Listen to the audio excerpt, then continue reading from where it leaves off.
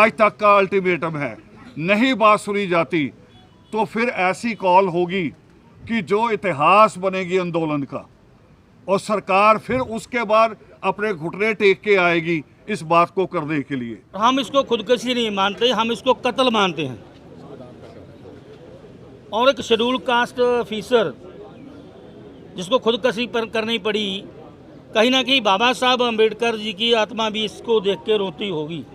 हम बहुत ही दुख के अवसर पर यहाँ इकट्ठा हुए हैं। पहले भी हमने बड़े आंदोलन लड़े हैं, मगर जब आंदोलन लड़े हैं 2005 का गोहाना का, 2007 का फिर गोहाना का, मगर सरकारों ने इतने दिन नहीं लगाए बात को समझते हुए, किसी मामले की गंभीरता को लेते हुए। मगर अभी जो देखने को मिल रहा है हरियाणा में और केंद्र में, एक ही पार्टी की सरकार है जो पार्टी कहती है बार बार हिंदू राष्ट्र, जो पार्टी कहती है बार बार सनातन। उस सनातन की ये झलकी है। ये जो आज हमारे साथ हुआ कि हमारे एक अधिकारी की डेड बॉडी पड़ी हुई है और सरकार गंभीर नहीं है, प्रधानमंत्री के मुख से एक लफ्ज़ नहीं निकल रहा है, और सनातन की ये झलकी है कि एक दलित सुप्रीम कोर्ट का चीफ जस्टिस बनता है तो उसके ऊपर जूता उछाला जाता है। ये सनातन की झलकियाँ हैं। मगर ये ना सोचें कि अब एकलव्य जैसे दलित हैं, महामुनि शंभूक जैसे दलित हैं जो अपना सिर कटा देंगे। अब दलित जो है वो जागरूक है, पढ़ा लिखा है, और हम अभी तक इंतज़ार में हैं। हमें अभी भी कहा बहन जी ने, उन्होंने जिन्होंने पति खोया है, अभी भी उनके शब्द है भी जो भी कदम उठाओ शांतिपूर्वक। किसी आम आदमी को इससे पीड़ा नहीं, दुख नहीं होना चाहिए, उसके लिए कोई असुविधा ना हो। अभी भी ये उनके शब्द है।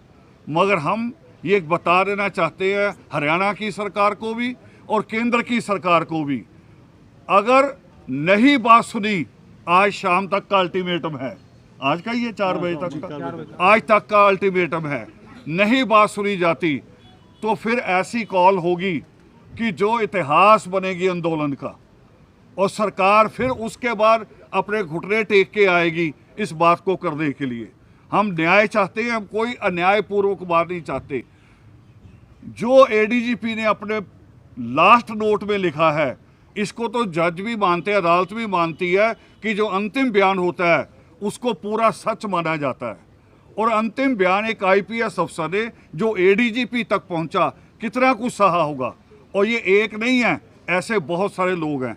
इसलिए एक डिमांड हमारी और है, बाकी डिमांड यहाँ पहले चार्ट दिया गया आपको 31 मेंबरी कमेटी की तरफ से। एक डिमांड हमारी और है कि एक नया एससी कमीशन बनना चाहिए, एससी एसटी कमीशन, जिसमें सुप्रीम कोर्ट के 3 जज हों, 2 आईएएस और आईपीएस एससी और एसटी में से लिए जाएं, और उसके अंदर जो सुप्रीम कोर्ट में बड़े वकील जो पब्लिक इंटरेस्ट की लड़ते हैं, दलितों के मामले में लड़ते हैं, जिनको लड़े हुए 10 साल हो गए हैं, 2 मेंबर उनके रखे जाएं। और एक डिमांड हमने और जोड़ी है कि सुप्रीम कोर्ट और हाई कोर्ट के जजों को राजनीति पे पूरी पाबंदी लगनी चाहिए। ये उस कारण भी हो रहा है, नहीं तो अभी तक सुप्रीम कोर्ट कोई संज्ञान लेता, कोई ना कोई इसके ऊपर एक्शन करता, हाई कोर्ट एक्शन करता। क्यों नहीं करते? क्योंकि उनको लालच मिल गया है वहाँ के जजों को भी कि किसी को राज्यसभा का मेंबर बनना है, किसी को चेयरमैन बनना है। जिसने भी राजनीति में जाना हो, चाहे हाई कोर्ट का जज हो, चाहे सुप्रीम कोर्ट का जज हो, कम से कम 7 साल पहले रिजाइन कर दे, फिर जाए राजनीति में। पूरी अपनी जज का काम भी पूरा करना है और उसके बाद राजनीति में शामिल हो जाना। हम न्याय किससे उम्मीद करेंगे? न्याय की उम्मीद में केवल न्याय होना चाहिए।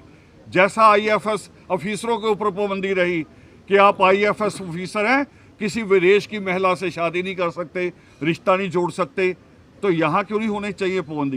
ये जो कानून को, अगर संविधान को बचाना है, देश को बचाना है, तो ये बातें मान के चलनी पड़ेंगी। और किसी प्रकार का देश में हिंदू राष्ट्र की ये जो झलकियाँ हमें दे रहे हैं। रायबरेली में एक लड़का मार दिया गया सिर्फ इसलिए कि वो दलित है। दलित वो कह रहा मैं दलित हूँ, हिंदू हूँ, तब भी उसे पीट पीट के मार दिया गया। ये जो हिंदू राष्ट्र की झलकी है और ये जो हमें भगवाकरण की जो डरावा है, ये डरावा अब दलित सहेगा नहीं। Thank you. हम इसको खुदकशी नहीं मानते, हम इसको कत्ल मानते हैं। और एक शेड्यूल कास्ट ऑफिसर जिसको खुदकशी पर करनी पड़ी, कहीं ना कहीं बाबा साहब अम्बेडकर जी की आत्मा भी इसको देख के रोती होगी, क्योंकि बाबा साहब डॉक्टर अम्बेडकर के द्वारा बनाए गए संविधान के चलते इनको ये सहूलत मिली, एडीजीपी के पद पर पहुँचे। और जब इनको किसान आंदोलन में किसानों के साथ जाति करने के लिए कहा गया, तो इन्होंने इंसानियत दिखाते हुए कहा कि हम ऐसा नहीं करेंगे। तो उसके बाद भाई पूर्णदास जी आईपीएस को प्रताड़ित करना शुरू किया, मानसिक तौर पर परेशान करना शुरू किया गया, जिसकी वजह ये हुई कि उनको खुदकुशी करनी पड़ी। इन लोगों की वजह से हम सोचते हैं डीजीपी और जो 13 अधिकारी जिनका सुसाइड में नाम दिया है, तो उनको तुरंत गिरफ्तार किया जाना चाहिए। और देखिए एक बात और है, अगर किसी आम आदमी के ऊपर छोटा सा चार्ज हो तो पुलिस उसको मार कुटाई करके लेके आती है। और एक senior officer, IPS officer, ADG rank का ऑफिसर जिसके साथ ऐसा हुआ, और एक उसकी धर्मपत्नी जो सीनियर आईएएस है, और सीनियर आईएएस महिला को अपने परिवार के साथ जहां पर इंसाफ लेने के लिए इतने दिनों से डेड बॉडी रख के इंतज़ार करना पड़ रहा है। और एक बात और मैं कहना चाहता हूं, जो भी ये सरकार ने ड्रामा किया है कि डीजीपी को हमने छुट्टी पे भेज दिया, तो ये कोई छुट्टी पे भेजना कोई सज़ा नहीं है। तो छुट्टी पे भेजने का ड्रामा मत कीजिए। और बीजेपी की गवर्नमेंट, मैं इसको ये समझता हूँ, जब से बीजेपी और आरएसएस ने यहाँ पर नफरत की राजनीति शुरू की है, नफरत के बीज बोए हैं, उस नफरत की वजह से आज आईएएस आईपीएस अधिकारी, इवन के चीफ जस्टिस गवाई जैसा व्यक्ति जो इतने बड़े पद पर बैठा है, वो भी सुरक्षित नहीं है। तो ये नफरत की राजनीति जब तक चलती रहेगी, तब तक शेड्यूल कास्ट लोगों पर, एससी एसटी ओबीसी लोगों के पर ऐसा अत्याचार होता रहेगा। तो और मैं यहाँ से समूह दलित समाज को और संविधान को मानने वाले लोगों को, इंसाफ पसंद लोगों को ये कहना चाहता हूँ, यहाँ किसी जात की बात नहीं है, एक सच्चे इंसान की मौत की बात है। वो सच्चा इंसान जो सच्ची लड़ाई लड़ता रहा, और उसके जो कातिल हैं उनको सज़ा दिलाने की बात है। और सबको इस परिवार के साथ खड़ा होना चाहिए।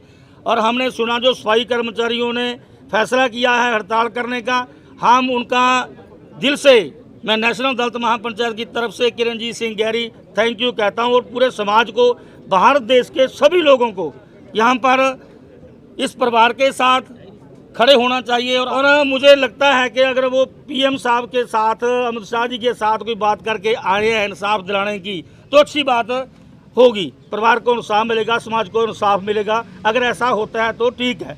लेकिन एक बात जरूर कहना चाहूँगा, मैं सभी रिजर्व से लड़े हुए एमएलएज को, एमपीज़ को, आईएएस ऑफिसरों को, आईपीएस ऑफिसरों को, सबको मैं कहना चाहूँगा कि आपको एकत्र होना पड़ेगा। 85% लोगों को एक आवाज़ उठानी पड़ेगी, नहीं तो ये घटना एक आज पूर्ण जी के साथ हुई है, किसी के साथ भी हो सकती है। और सभी एमपीज़, एमएलए, आईएएस, आईपीएस अधिकारियों को एकत्र होकर के इंसाफ के लिए आवाज़ बुलंद करनी चाहिए।